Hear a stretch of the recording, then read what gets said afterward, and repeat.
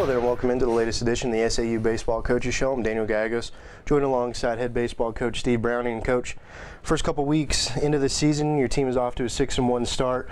You've really had some quality wins, both of them series wins. First of all, going back to the first week of the season, three out of 4 against Augustana College here at home. Then you go on the road, a pretty tough environment last weekend, and you wind up sweeping the number 4 team, Texas A&M Kingsville. Talk a little bit about the start that your team's off to. Well, it's obviously we're pleased where we're at. We do feel like we could be 7-0 right now, but we have played some tough competition, which was a goal of ours to start the season playing some very good regional ranked opponents, and so we feel good. We've been able to get a bunch of different guys some work in because we've kind of been banged up early season here. We kind of got mid-season injuries, and but the good thing about that is it's allowed other guys to step up and get some experience, and those guys have stepped up and done well for us. So, heading into conference this weekend, only thing that I'd like to see us do so far is play some midweek games just to get a little more experience, especially on the pitching side. We don't feel like we've got all the pitchers out there that we would like to, but that happens when you don't play midweek games right now. So we feel good where we're at, and heading into conference right now, and hopefully we get some great weather this weekend, and we'll see what happens.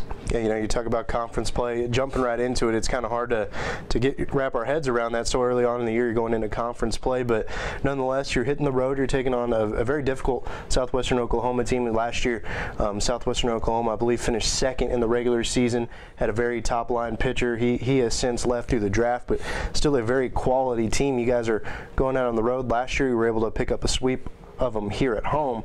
Talk a little bit about the difficulties maybe on playing on the road against them. It's always tough when you play at somebody's place, and fortunately we've already been on the road once this week and this year and played a very good team. That was kind of the reason why scheduling Kingsville last weekend.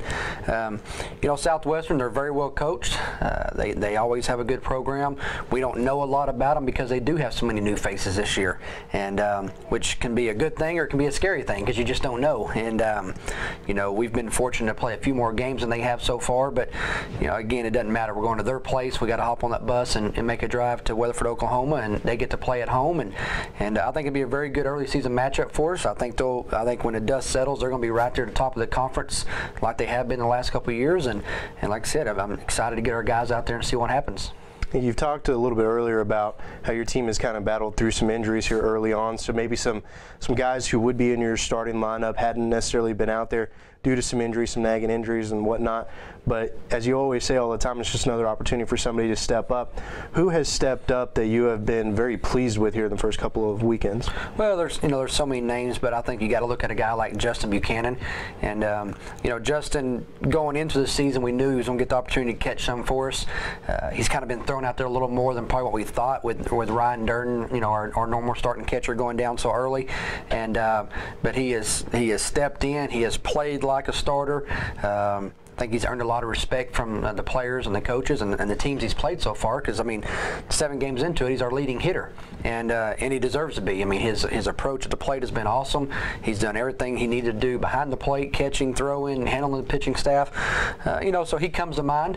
Like I said, we've had a lot of guys kind of step up and fill that role.